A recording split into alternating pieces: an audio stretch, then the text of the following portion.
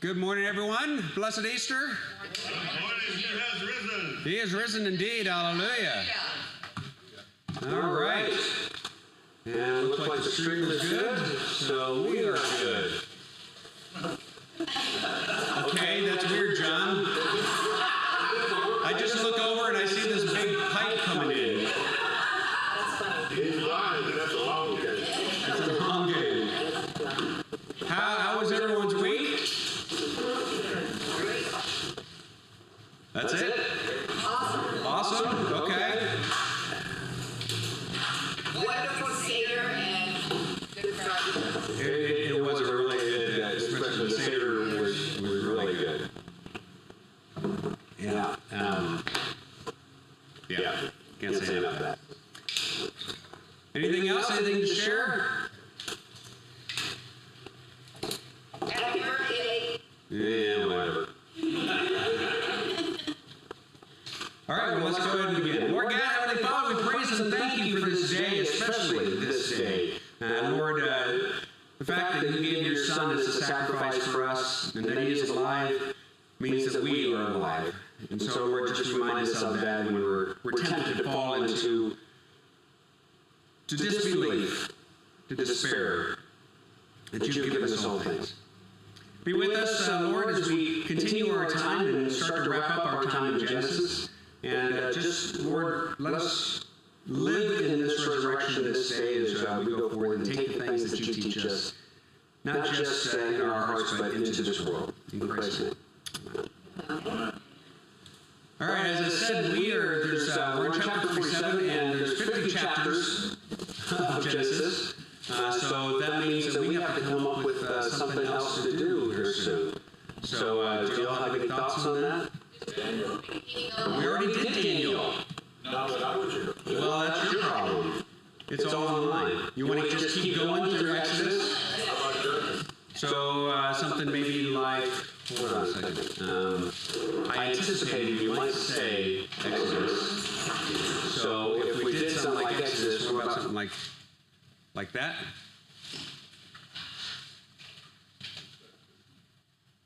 Does that sound good? See how I anticipate you? You know how original we are. Yes, I know how original I am. All right. Sounds good. Got to move that back here a second. We are on chapter 47. And all right, who wants to remind us where what we left off? What happened right before this? Joseph reunited with his brothers, with his family. They all came down. They went to Goshen. Well, they were told that and kind of coached on what to say, right? Yeah. So now they're going to be going up to Pharaoh, who's going to ask them. And Joseph said, hey, when you go to Pharaoh, say this. Say, you're shepherds, and this is all going to go well. So he coached the folks. All right, so chapter 47. Here we go. So Joseph went in and told Pharaoh, my father and my brothers, with their flocks and herds and all that they possess, have come from the land of Canaan. They are now in the land of Goshen. And from among his brothers he took 5 men and presented them to Pharaoh. Not sure why just 5. Pharaoh said to his brothers, what is your occupation? They said to Pharaoh, your servants are shepherds, as our fathers were. They said to Pharaoh, we have come to sojourn in the land, for there is no pasture for your servants' flocks, for the famine is severe in the land of Canaan. And now, please, let your servants dwell in the land of Goshen. Then Pharaoh said to Joseph, your father and your brothers have come to you. The land of Egypt is before you. Settle your father and your brothers in the best of the land. Let them settle in the land of Goshen, and if you know any able men among them, put them in charge of my livestock. All right. What do you take from there? That's pretty generous. Yeah, for a huge group of people, especially just in the second year of a 7-year family. And the best of the land. The best of the land, yeah. So how respected is Joseph even to Pharaoh? Put him in charge of his own livestock. Not sure why just 5 men, though. Well, I guess so. I think they had other servants and stuff to help out with that as well. Do we know which pharaoh this was, and is there? I'm sure there is historical precedent on who that probably is. I don't know that.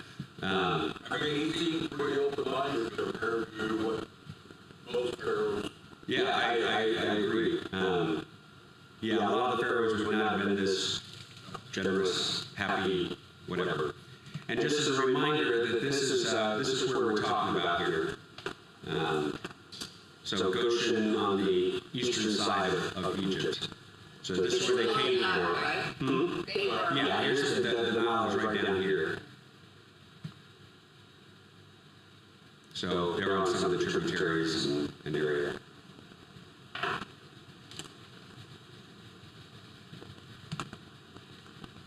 Anything else? All right. Let's continue on. No, in today's world, if someone Offer that up. I'd be a little leery. What do you have in mind? Because it sounds so generous. I just don't know that I can accept that without conditions. Side note, but that's just today's world. Yeah, well, but there was precedent, at least historical precedent, for the point that Pharaoh or Joseph had proved to be faithful. Right? He had already shown himself to Pharaoh for a couple of years to be, all the, 7 years at this point, because it was for the good. So, and they're only in the second year and he served Pharaoh, I want to say something like 80 years or something. Yeah, when all was said and done, something like that. Or was in Egypt 80 years and the first 13, he was in prison and stuff. But it was a long time when all was said and done. All right, verse 7. Joseph brought in Jacob his father and stood him before Pharaoh, and Jacob blessed Pharaoh. Pharaoh said to Jacob, "How many are the days of the years of your life?" Jacob said to Pharaoh, "The days of the years of my sojourning are 130. But the next line is telling, "Few and evil have been the days of the years of my life, and they have not attained the days of the years of the life of my fathers in the days of their sojourning." So what is he saying there? He's saying two things. I've had a tough life, and I'm not as old as my ancestors were. Now he's going to live another 45 years or so. So. Now,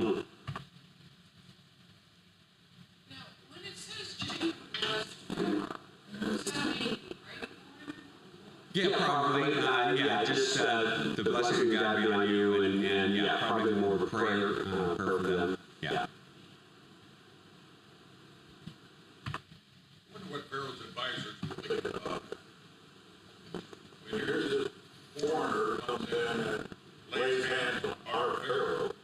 Well, we don't know necessarily that the blessing involved laying hands on. Well, but I mean, still, they might think it was presumptuous of this foreigner to come in. Or it could just simply be, anyone who comes would be expected to, bless the king.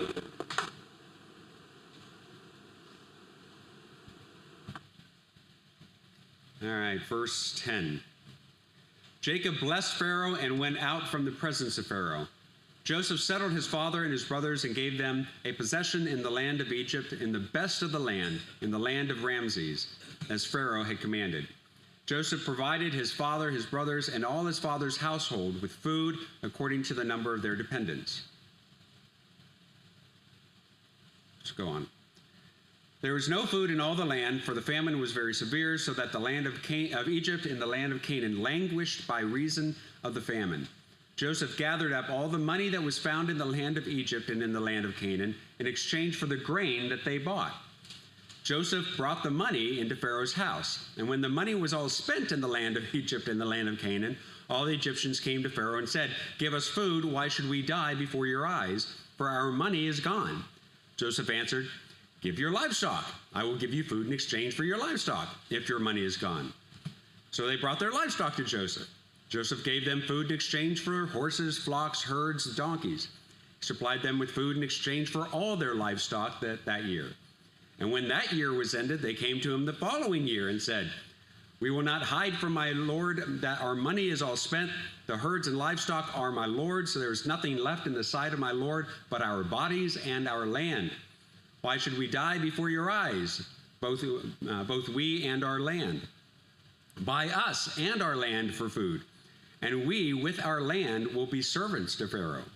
And give us seed that we may live and not die, and that the land may not be desolate." He's cleaning up.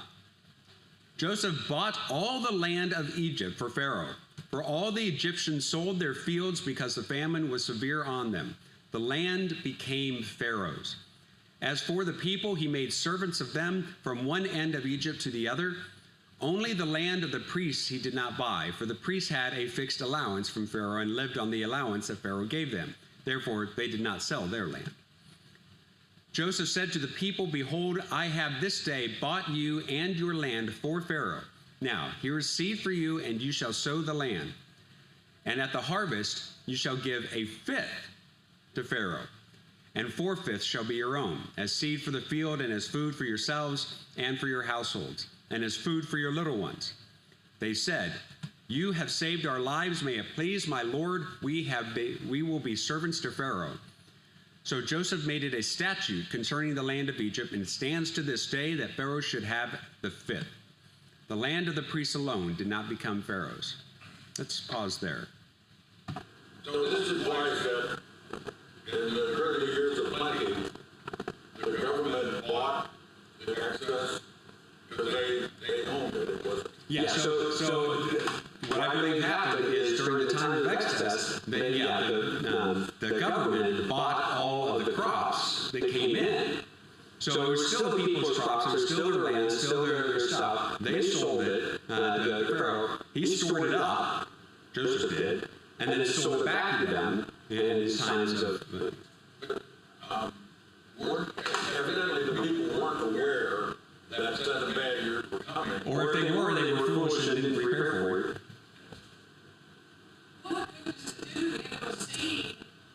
When it came planted, that is the one question I have too. I don't know, maybe that's just for the future when, as the famine is coming to a close and they start, but whatever it is. But I find it interesting, 20% tithe here. We have people giving crud about 10%. God already required 10% of the Israelites, and they were happy for it. Exactly. Sure. Yeah, they sold everything. And who was taking care of all their flocks and herds and stuff at this point? Because he bought all of the flocks and the herds from the people of Egypt. And who takes care of all the flocks and herds of Pharaoh? The Israelites. How was there enough food for the flocks and herds that there was? Well, they had to divvy out some for them too, yes. How all that worked, I don't know. But if the sharecroppers, 80% is pretty good. But, I mean, you consider Pharaoh for, all of his incompetence, he made a pretty darn good decision in putting Joseph in charge, because he just cleaned up. He now owns Egypt, except for the area of the priests. So was all of Egypt at that time having no rain and having... Yeah, we would say not only Egypt, but, all of that, the whole area, the region. Yeah, so if you're looking here, I mean, you're talking an enormous area, bigger than that.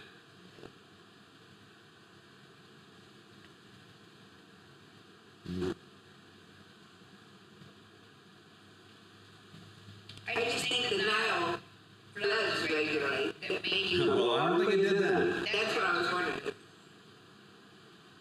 The fact that they were close to the Nile. Yeah, you wonder how much of the Nile was it trickling down or something like that. I don't know. But the fact is that the area of Goshen had some of the tributaries in it, so maybe God let some of those areas, feed some of the livestock. I don't know. But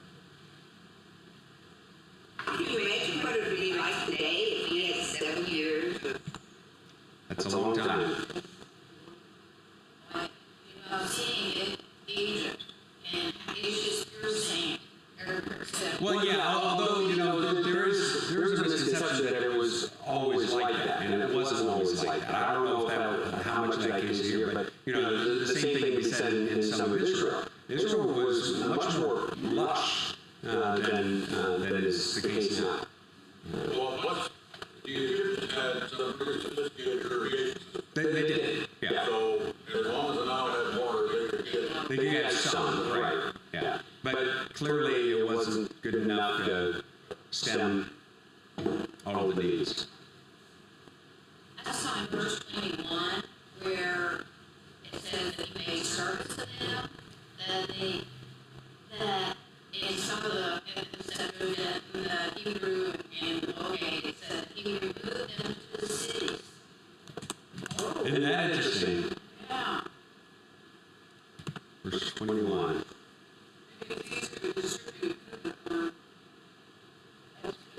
Yeah, verse 21, he enslaved the people to himself as slaves from outlying boundaries of Egypt to outlying boundaries and increased his own. Yeah, that's interesting.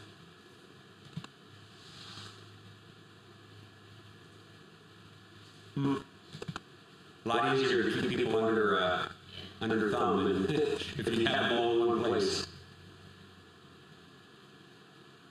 Well, it was easier to distribute food. True. But it's interesting, farming in the cities, taking able to see that you farm. What's the deal? Yeah. It does seem logistically impossible, doesn't it? Doesn't say you can see the farm. Well, that's true. Also use the grain to find it that bread for food. Yeah, but I think the connotation that it does seem to be is he's giving them to plant for him and to perpetuate. But yeah, you shall sow the land. So how does that work? I don't know. It could be, yeah, I think this is towards the end of the famine, and so maybe it's as the things end, this will be, or I mean, it could just be the very case of instead of farming 10 acres, you're going to get half an acre worth of stuff, but you'll at least have that. I don't know.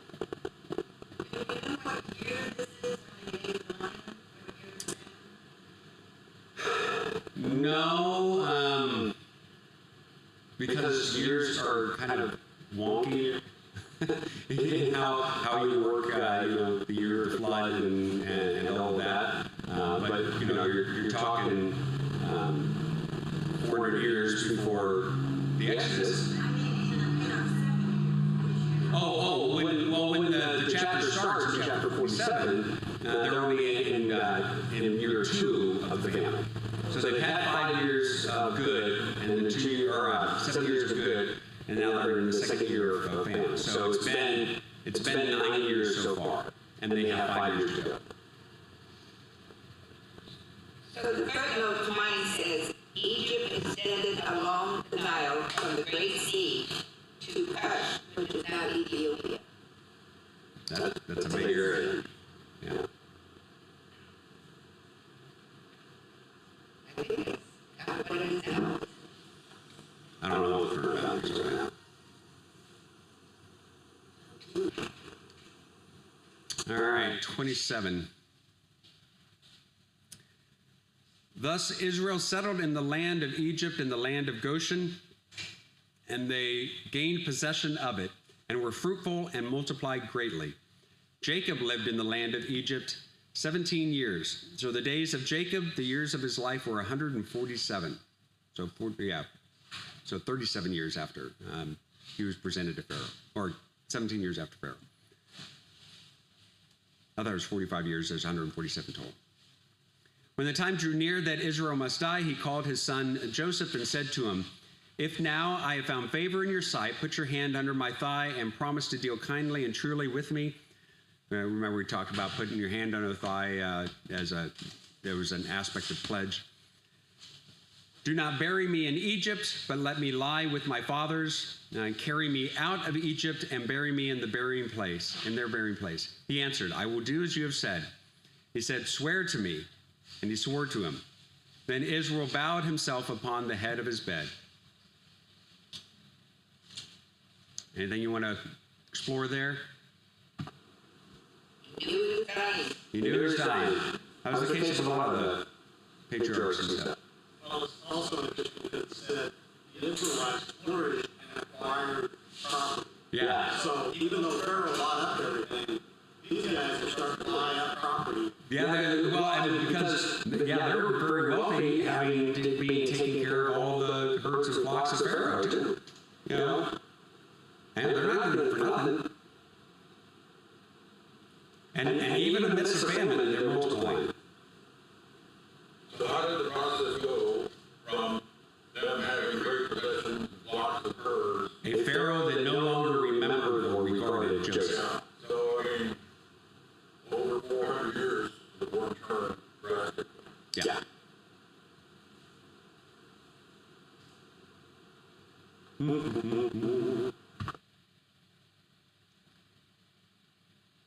Joseph blesses Ephraim and Manasseh. After this, Joseph was told, behold, your father is ill. So he took with him his 2 sons, Manasseh and Ephraim. And it was told to Jacob, your son Joseph has come to you.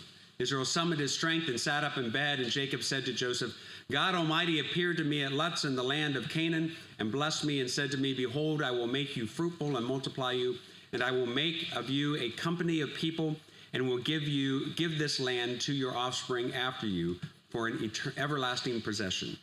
And now your 2 sons who were born to you in the land of Egypt before I came to you in Egypt are mine. Ephraim and Manasseh shall be mine, that is regarded as my descendants, as Reuben, and Simeon are.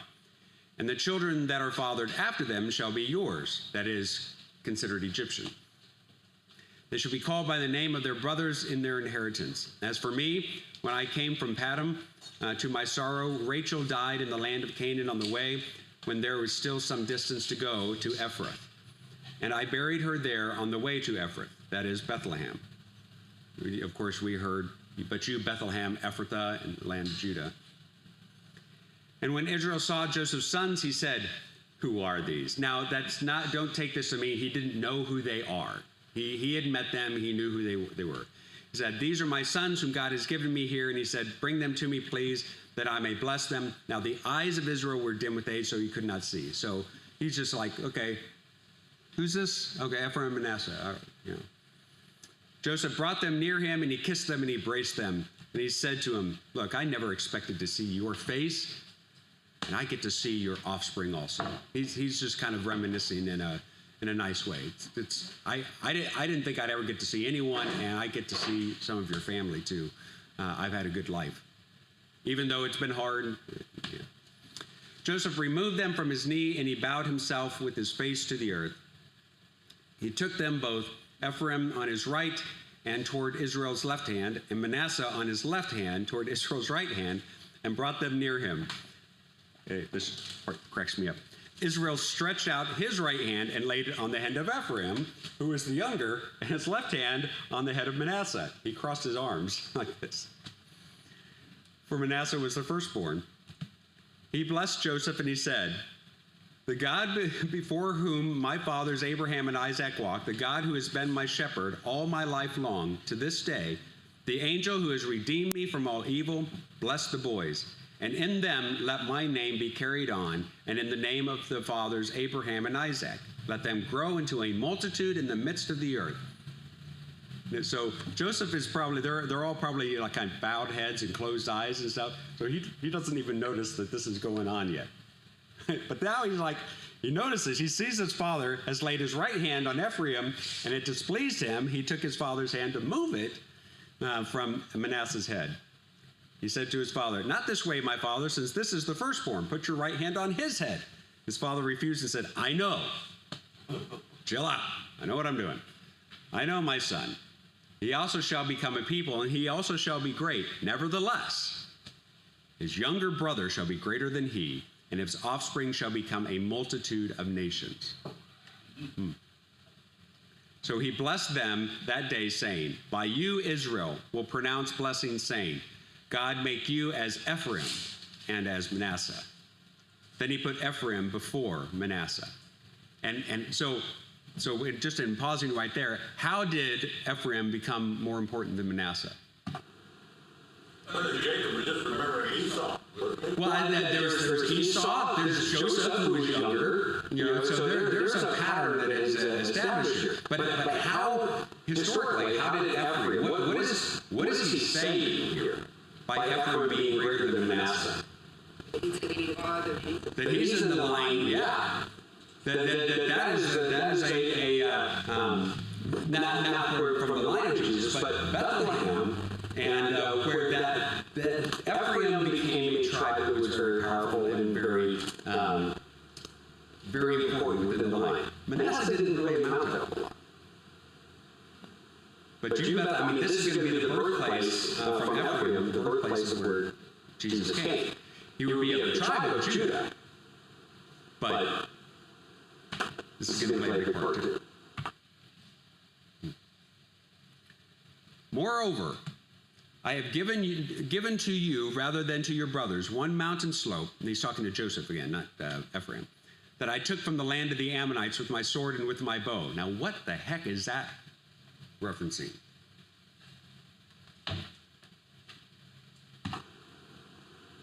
There's confusion on what it is. Is it when Levi and Simeon went and slaughtered some of the ones and they took that land? Is he referring to that? Because he wasn't a part of that and he kind of condemned that. But it almost seems like he's kind of taking credit for that, because there's others where he bought stuff, but not that he took stuff. So we're not really sure what that is in reference of. Curious.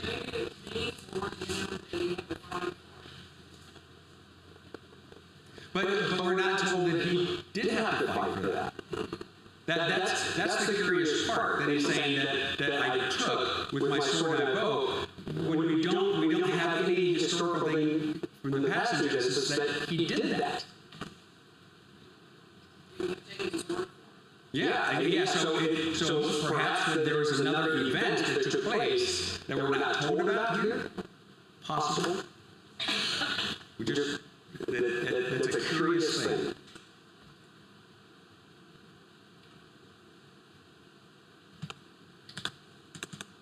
Y'all are talking a bunch. Doing your part.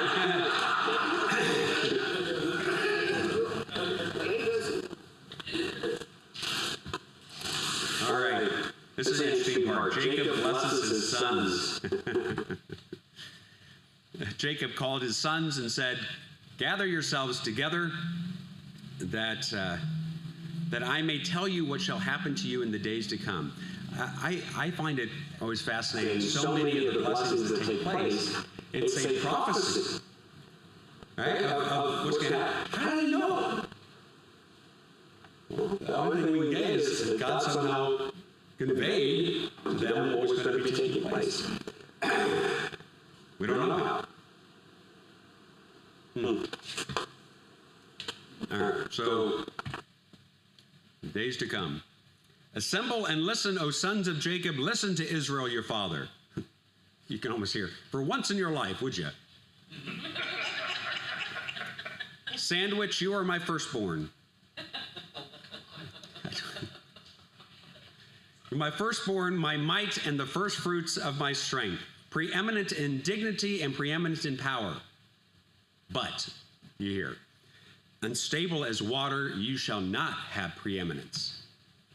Excuse me, because you went up to your father's bed, then you defiled it. He went up to my couch. So for that sin is going to follow him. He's lost the birthright. Simeon and Levi are brothers. Weapons of violence are their swords. Let my soul come not into their counsel. O my glory, be not joined to their company, for in their anger they killed men, and in their willfulness they hamstrung oxen. Cursed be their anger, for it is fierce, and their wrath, for it is cruel. I will divide them in Jacob and scatter them in Israel. Harsh. Judah, though, your brothers shall praise you. Your hand shall be on the neck of your enemies. Your father's sons shall bow down before you. Judah is a lion's cub. From the prey, my son, you have gone up. He stooped down. He crouched as a lion and as a lioness. Who dares rouse him? And then here's a key prophecy. The scepter shall not depart from Judah, nor the ruler's staff from between his feet, until tribute comes to him, and to him shall be the obedience of the peoples, binding his foal to the vine and his donkey colt to the choice vine. He has washed his garments in wine and his vestures in the blood of the grapes. His eyes are darker than wine and his teeth whiter than milk. What's he saying there?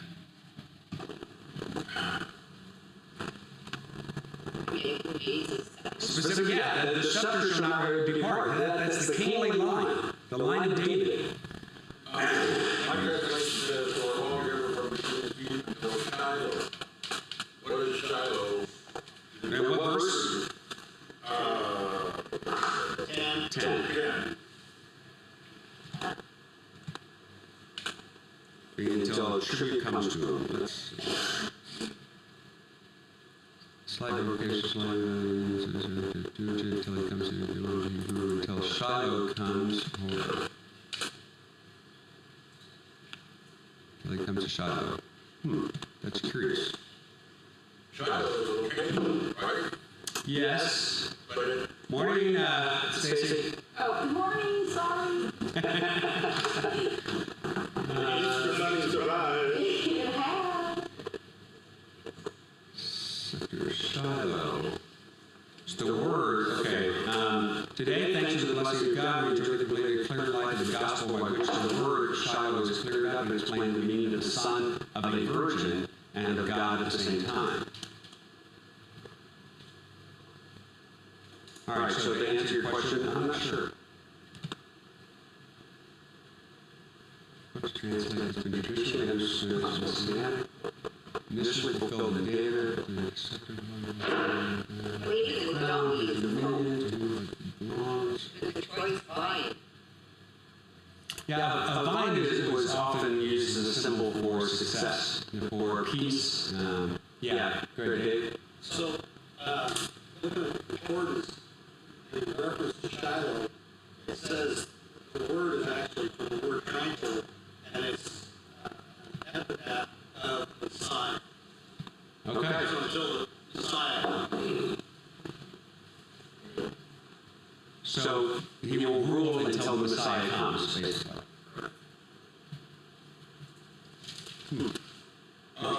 Before we go on, Yeah, he really gets pretty heavy on Simeon and Levi. he does. He really nothing good to say about him. I will scatter them in Israel, but yet the Levites. The Levites were priestly, or not priestly, they were the ones of the tabernacle. Yeah. So, and remember the difference between the Levites and the descendants of Levi and Aaron, how that worked. The Levites were in charge of all the temple and its garb, its materials, its stuff. Whereas Aaron, kind of trustees, if you will, trustees and elder, and the Aaron would be like your pastors, your elders, and stuff. So they were their priestly line. They were the ones who took care of the offerings, the sacrifices, those types of things. So Aaron was do the stuff, whereas Levi was take care of the things. So that is curious that it comes from Levi to be that his tribe would come from that one. But you see kind of that they won't have a home either, and I think that's part of the curse. The Levites were so persecuted to Jesus too. True. True. It didn't matter that they had an official position. It was their work.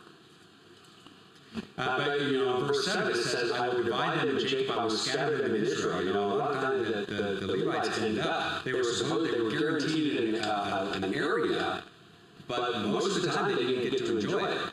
they ended up scattering around and wandering around because of disobedience. But the tribes of Simeon stayed together. I mean, Yeah, they did, but it didn't really amount to a whole lot. All right, what verse are we at? 17, right? Is it 17? 13. Zebulun shall dwell at the shore of the sea, and he shall become a haven for ships. And his brother shall be at Sidon. And he, what?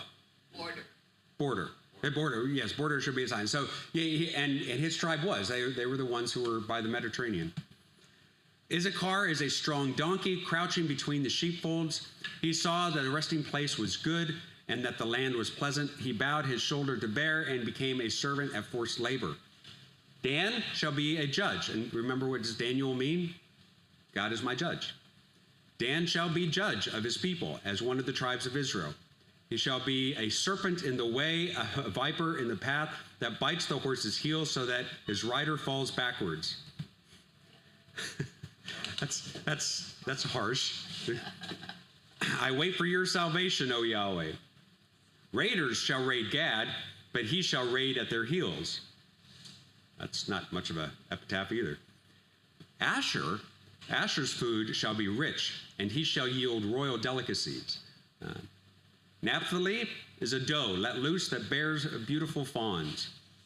Joseph is a beautiful bough, a fruitful bough by a spring. His branches run over the wall. The archers bitterly attacked him, shot at him, and harassed him severely. Yet his bow remained unmoved. His arms were made agile by the hand of the mighty one of Jacob. From there is the shepherd, the stone of Israel. By the God of your father who will help you, by the Almighty who will bless you, with blessings from heaven above, blessings of the deep that crouches beneath, blessings of the breasts of the womb. The blessings of your father are mighty beyond the blessings of my parents, up to the bounties of the everlasting hills. May they be on the head of Joseph and on the brow of him who is set apart from his brothers. Benjamin. Benjamin, is a ravenous wolf, in the morning devouring prey and at evening dividing spoil. Now remember when we went through Judges, Benjamin was almost wiped out, because of their stubbornness and their sin. All right, 28. All these are the 12 tribes of Israel. This is what their father said to them as he blessed them, blessing each with the blessing suitable to him. Then he commanded them and said to them, I am to be gathered to my people. Bury me with my fathers in the cave that is in the field of Ephraim the Hittite, in the cave that is in the field of Machpelah, to the east of Mamre in the land of Canaan, which Abraham bought with the field from Ephraim the Hittite to possess as a burying place. Remember, he was going to give it to him, and he says, nope, I'm going to buy it from you. This is the reason, though it's his, and there can be no dispute. There they buried Abraham and Sarah, his wife. There they buried Isaac and Rebekah, his wife. There I buried Leah. The field and the cave that is in it were brought from the Hittites. When Jacob finished commanding his sons, he drew up his feet into the bed, breathed his last, and was gathered to his people.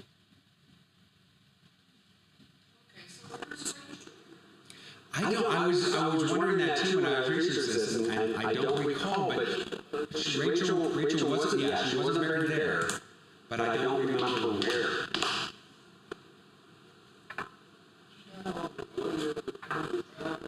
Yeah, she died along, because she died in giving birth to Benjamin.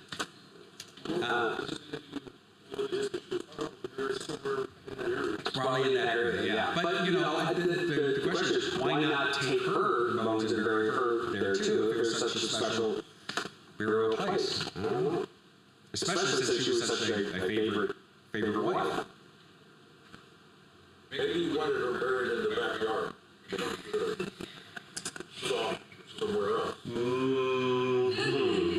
That's a theory. He had to put flowers in the grave.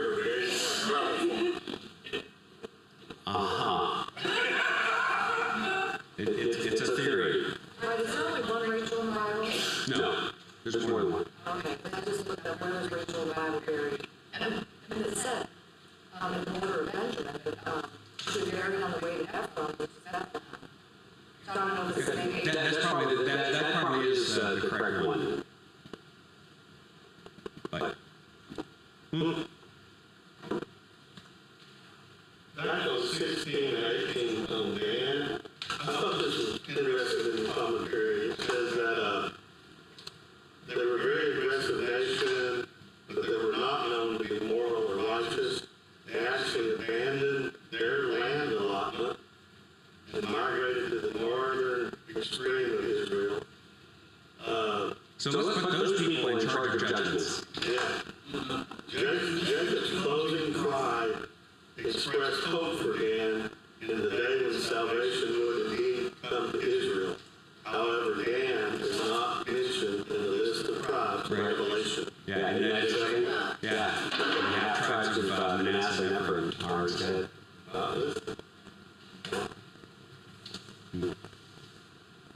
That's a bummer. Ooh, this feels what we just thinking about.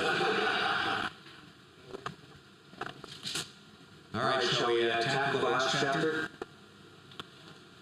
You know, we've been at this for 6 months, no, 9 months? No, 7 months. 7 months? 7 months. 7 months. We started September 9th. Joseph fell on his father's face and wept over him and kissed him. And Joseph commanded his servants, the physicians, to embalm his father. So the physicians embalmed Israel. 40 days were required for it, for that is how many are required for embalming. The Egyptians wept for him 70 days. And when the days for weeping for him were past, Joseph spoke to the Pharaoh, to the household of Pharaoh, saying, "If now I have found favor in your eyes, please speak in the ears of Pharaoh, saying, my father made me swear, saying, I am about to die in the tomb that I hewn out for myself in the land of Canaan. There you shall bury me.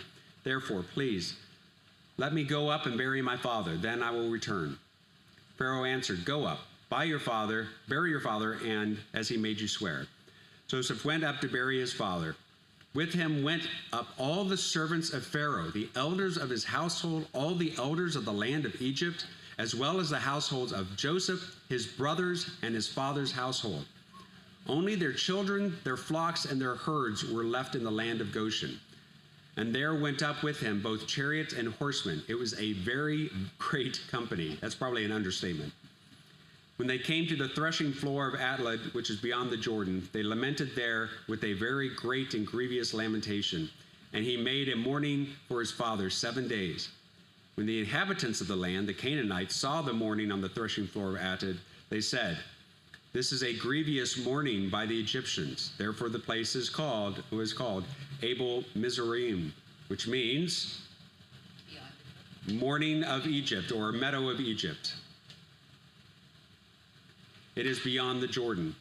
Thus his sons did for him as he had commanded them. For his sons carried him to the land of Canaan and buried him in the cave that is the field of Machpelah, to the east of Mamre, which Adam bought from the field from Ephraim the Hittite to possess as a burying place. After he had buried his father Joseph, Joseph returned to Egypt with his brothers and all who had gone with him to bury his father. Now some fear strikes into the brothers again. When Joseph, Isn't that amazing that Why would so many people go? it's kind of like when someone of royalty dies, right? There's huge pomp and circumstances and procession and the whole nation mourning. That's what you're kind of getting here. And the fact that this is taking place for the father of Israel in the land of Egypt is phenomenal. Well, is it unusual to embalm? Not for the Egyptians. It would have been unusual for an Israelite to be embalmed. In fact, modern customs, and not just modern, but if you're an Orthodox Jew, the burial takes place as soon as possible and with minimal nothing. So maybe a simple wrap or a simple pine box, and even if it's a box that are required in some states, sometimes they'll drill holes in them in the bottom so that critters can get in there and start doing their work sooner. You want to be able to have the body decompose and just be natural as soon as possible and as quickly as possible. So embalming would go very against that. So This is a long way. Yeah, yeah. And to have that company, and who took care of all the flocks and stuff while they're gone? The kids. Sure, yeah. I mean, it was no small feat. But now the brothers are still concerned about their life here. Because, Daddy's gone, protection is gone. What's going to happen now? When Joseph's brothers saw that their father was dead, they said, it may be that Joseph will hate us and pay us back for all the evil that we did to him. I mean, this has been the case for like 17 years now, and there's still this animosity, this fear. Guilty conscience. Yeah, so they sent a message to Joseph saying, your father gave this command before he died. Now, I find that curious because Joseph was there when he died. He's like, buddy, I didn't hear this. Say to Joseph, please forgive the transgression of your brothers and their sin because they did evil to you. Okay, all right. First of all, I'm sure Joseph says, did you ever really tell Daddy about that? You know? And you're telling me that Daddy said to tell me? And why didn't Daddy just tell himself if that was the case? You know? If I'm Jacob and I find out Joseph's still alive, I go to those brothers and say, tell me what happened. Yeah. So I don't know that Joseph ever really, or Jacob ever really knew. I wonder about Well, it. I think he had to. I mean, he had to have some, either from Joseph or the brothers, he had to find out what really. Well, yeah, but I wonder for Joseph if it was a case of why burden Dad has been through enough with the how. Maybe. But whatever the case, it seems unlikely that Joseph would believe that this story that they're putting on. But they're hang over. Yeah, that's right. And they haven't really changed nearly as much as they hoped they had. Yeah. Please forgive the transgression of your servant of the God of your father. So Jacob wept when they spoke to him. His brothers also came and fell before him and said, behold, we are your servants. As Joseph said to them, do not fear, for am I in the place of God? And then great line. As for you, you meant evil against me. God meant it for good, to bring it about that many people should be kept alive as they are today. So do not fear, I will provide for you and your little ones. That verse 20, that's huge, isn't it? Thus he comforted them and spoke kindly to them. Joseph remained in Egypt, he and his father's house. Joseph lived 110 years, so still not as long as his daddy. Joseph saw Ephraim's children to the third generation, also the children of Machir, the son of Manasseh, who were counted as Joseph's own. Joseph said to his brothers, I am about to die, but God will visit you and bring you up out of this land to the land that he swore to Abraham, to Isaac, and to Jacob. So Joseph is prophesying now that they're going to return to Israel. He just didn't know how long it was going to take. Joseph made the sons of Israel swear, saying, God will surely visit you, and you shall carry up my bones from here. So Joseph died, being 110 years old. They embalmed him, and he was put in a coffin in Egypt. Thus ends Genesis. When looking at some of the timeline, between when let's see, do I have it on here? Hold on.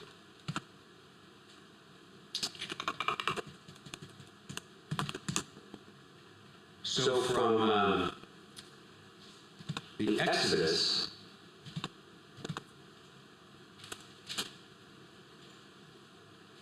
between 1808 and 1804 BC is when we see kind of Joseph.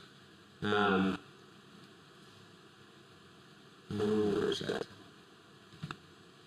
So you're talking about, we talked about generally about 400 years. So I thought it might be fun to take a look at what this might look like.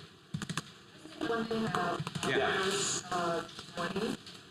Verse 20, all right? things can be hard sometimes. And I think this could be a really good lesson for people to read and to know. I mean, I've read this before, but all of a sudden today it just kind of struck me. It's like, you're saying that's me, but God will use it. God's going to use it for good. I think it could really help people who struggle with forgiving someone who is severely wronged them. Yeah. There might be a greater purpose here. And so just trust God in that. Yeah. I was looking at what this looks like when we talk the passage of time. You know, the original authorized version, King James Version, was written in 1611. The version that we usually use as King James was redone with grammatical and spelling things changed. So if you go back a little bit before that, like 1580s, there's the Geneva Bible. And so if we look at let's take a look at what we started, the Geneva Bible.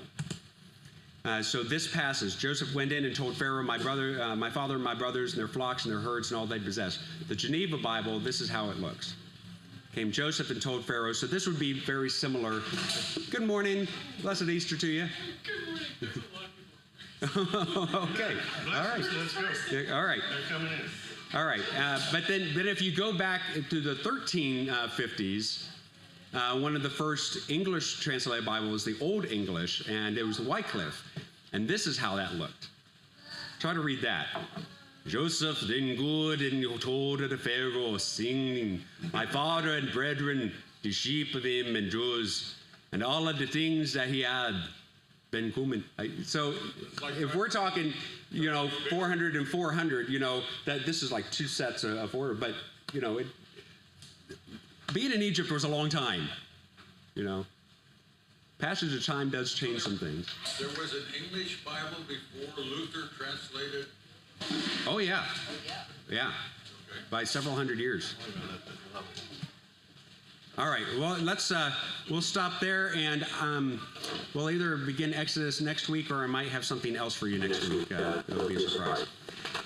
Let's go to the benediction. The Lord bless you and keep you. The Lord make his face shine on you and be gracious to you. The Lord look upon you in favor and give you his peace.